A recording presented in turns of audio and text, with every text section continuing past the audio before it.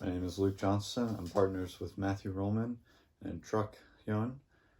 We are Team 7, and our project was the doorknob sanitizer. Alright, so a quick recap on the design phase 1. Our mission statement was we wanted to create a device that would be mounted beside a door and had interchangeable cartridges, so for easy access in order to spray the doorknob. We wanted this to be able to be used on all doorknobs. We wanted it to be a product that could be designed and put into practice quickly due to the ongoing pandemic. Our main market was meant to be universities and college campuses in common areas such as the libraries or dining halls. And we also have a customer profile. This would be like a typical person that would use our device. He's a male, with a significant other, middle-aged guy, works for a hospital. He's someone who might also want this implemented in his hospital. That was another secondary market for our product. Continuing with the design phase 1, our use case is shown, which is just sanitizing a main entrance doorknob. So that could be anywhere and any type of doorknob, as the pictures show. Typically this would be used for a door that opens and shuts or automatically shuts when the person lets go of it. We also have our customer needs statements, the customer statements and their interpreted need from those. And some of these are the primary needs and others are secondary. Some of the primary needs include doorknob handles need to be sanitized. It needs to be easily mountable beside a doorknob.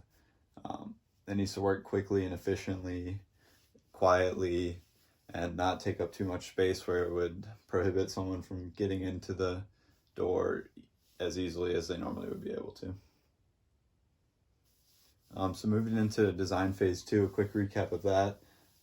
We started with the functional decomposition, which needed energy and an on-off signal as the two inputs to store and accept the external energy, which would then be converted into mechanical energy in order to spray the bottle and sanitize the doorknob. The on-off signal turns the device on or off, receives the user input to know that it should be sanitizing the doors during that time.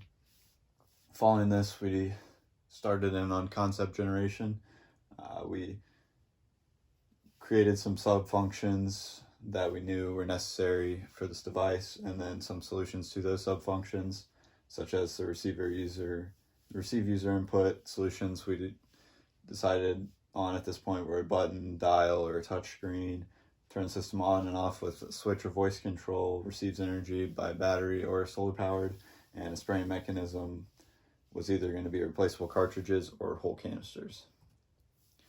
Continuing on with the concept generation and development, we used the 635 and the 321 method.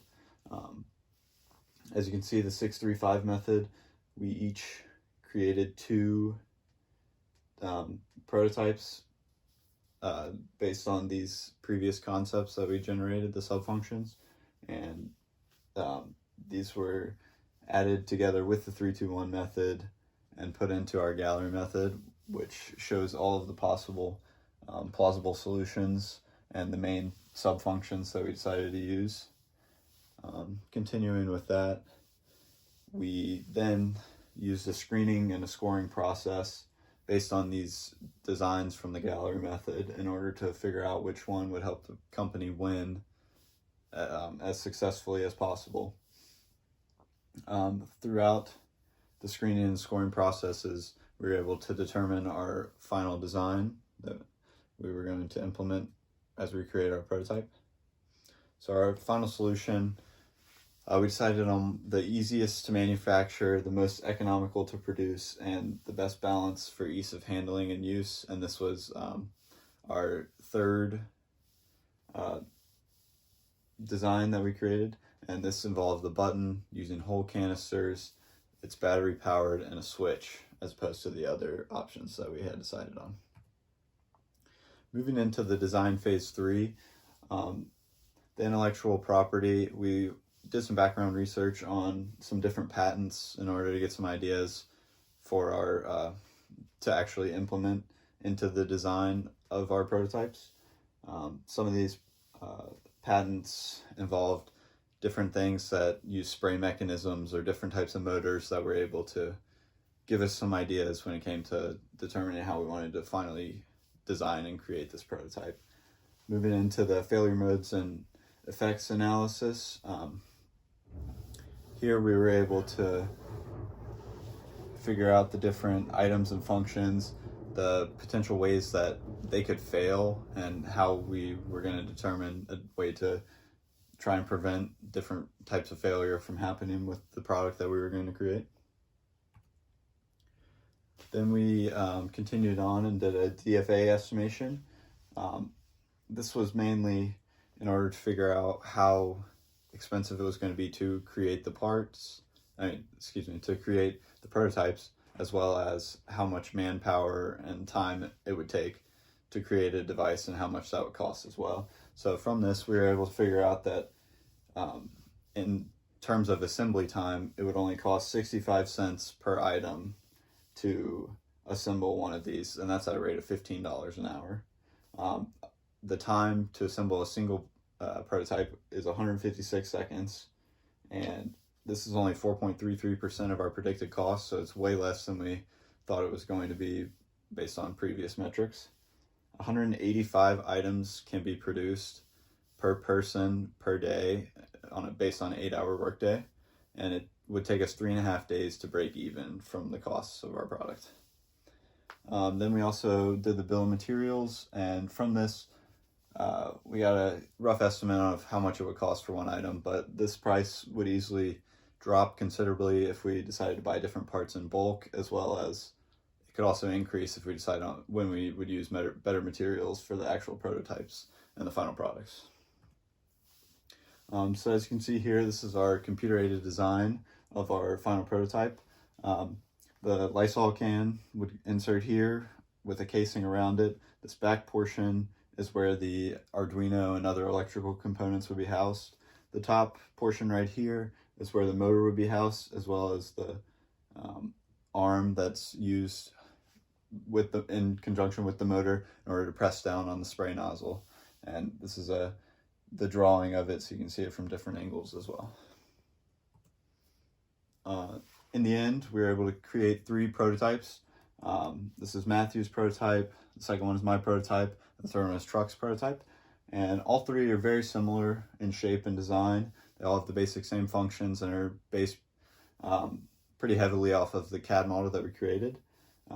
In the end, none of them were able to work how we wanted to due to the motor not being strong enough to actually press down with the arm on the Lysol can and spray the doorknob. However, in the future, we would be able to make this a lot better if we had the means necessary. Reflecting on our entire project, overall, I would say it was a success. Although we weren't able to actually have it automatically spray the doorknob with the motor turning and making the arm press down on the spray nozzle, we would easily be able to make this happen if we had better materials and more time.